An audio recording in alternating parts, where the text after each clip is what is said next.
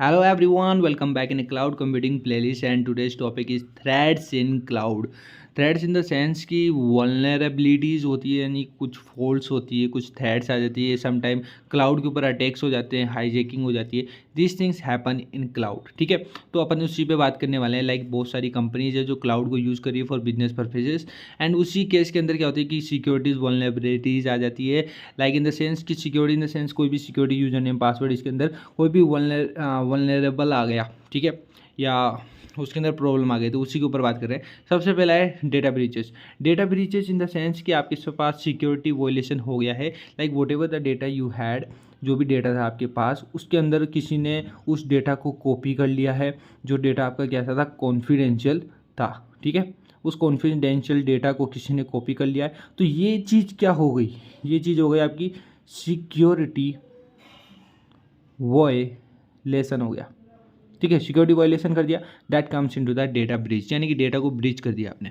Second इसी के अंदर थ्रेड्स के अंदर सेकंड थ्रेड है आपकी ट्रोजन हॉर्स. आपने सुना होगा नाम काफ़ी लोगों के केस में. ये चीज़ बहुत कॉमन है मार्केट में, बहुत लोगों के बहुत कंपनियों में ये चीज़ हो चुकी है. That's why it is a Trojan horse, घोड़ा. ठीक है, तो ये मेन पिलर क्या होता है किसी भी कंपनी का, अगर आपसे पूछे what is the main pillar, human resource. Human resource क्या, उसका एम्प्लॉय, काम करने वाला कर्मचारी, वो उसका एक मेन पिलर होता है. बिकॉज एक्चुअली काम तो वही कर रहे हैं, वो तो बाकी मीटिंग और बातें करते हैं. असली काम कौन कर रहा है, एम्प्लॉय करता है उस कंपनी का. ठीक है, तो most of them work in the protocol. Like जो भी कंपनी ने प्रोटोकॉल बनाए उसके अकॉर्डिंग वो काम करते हैं. लेकिन कुछ लोग उससे हटके होते हैं, वो क्या करते हैं, गलत रास्ते पे चल जाते हैं और क्या करते हैं, कंपनी के क्रेडेंशियल कॉन्फिडेंशियल जो भी डेटा होता है वो किसी अदर कंपनी को बेच देते हैं, वहाँ से पैसे मिल जाते हैं उनको. ठीक है, तो वो क्या करता है, ऐसा करके वो क्या कर रहे हैं, वो उनके प्रोटोकॉल्स को फॉलो नहीं कर रहे कंपनी के. लाइक अगर अभी डेटा पब्लिक होता है तो कंपनी बोलती है वो ले लो, कोई दिक्कत नहीं है. अब उनका कुछ डेटा है, कॉन्फिडेंशियल डेटा है, वो आपने लीक कर दिया मार्केट में और उनको नहीं पता किसने लीक करा है, लेकिन आपने कर दिया सम हाउ. कोई भी एक्सटर्नल प्रेशर था, सोशल मीडिया के through, somehow you guys leaked that data. That comes in to the Trojan horse threads in cloud. Third है अपना vulnerable APIs. Vulnerable APIs in the sense कि जो भी आपकी क्लाउड सर्विस प्रोवाइडर्स होते हैं, CSP, वो क्या करते हैं, कलेक्शन ऑफ एपीआईज को मेंटेन रखते हैं. अब वो एपीआईज क्या कर रही है, customer use to operate and communicate with the cloud services, उसके लिए वो एपीआईज काम में आती है. और ये इन एपीआईज को अपन इंटरनेट के थ्रू क्लाउड सर्विस प्रोवाइडर के द्वारा उसको अपन यूज़ कर सकते हैं. और ये आपकी जैसे आप किसी को डेटा को इंटीग्रेट करना है, ऐड करना है, डिलीट करना है, वो एपीआई इस केस में काम आती है. ठीक है, किसी भी डेटा को अपडेट करना है इन द सेंस.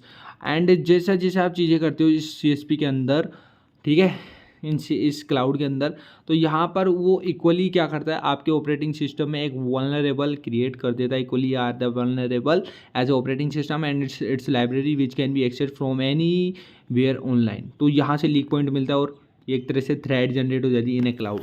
सपोर्ट इश्यूज आपको पता है, लाइक कोई भी कंपनी अपने एप्लीकेशन को यूज़ करने वाली है इन ए क्लाउड, तो कंपेटेबिलिटी के केस के अंदर इशू देखने को मिलता है कि लाइक अपन लोकल पे वो चीज़ चल रही है लेकिन क्लाउड पे नहीं चल रही, क्योंकि क्लाउड के अकॉर्डिंग अपना एनवायरनमेंट था ही नहीं.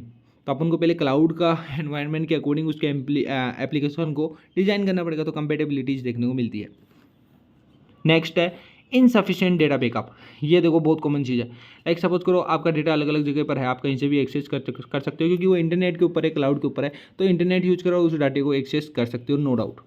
नाउ एक पर्टिकुलर बैच का मैं डेटा डिलीट कर रहा हूँ, तो उसमें से क्या होता है, केवल 60 से 75% डेटा ही डिलीट होता है. बाकी जो डेटा बच जाता है क्लाउड के अंदर, वो डिफरेंट चंक्स में रह जाता है.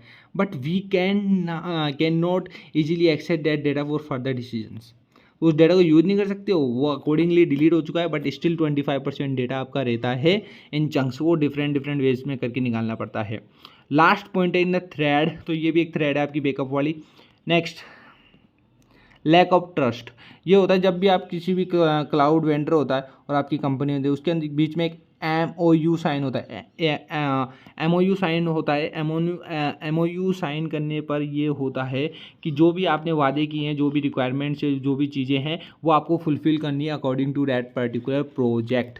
अब MOU आपने साइन करा, लेकिन इस केस में आपने एक बीटर टर्म रखी है कि आपको म्यूचुअल ट्रस्ट नहीं है आपस में.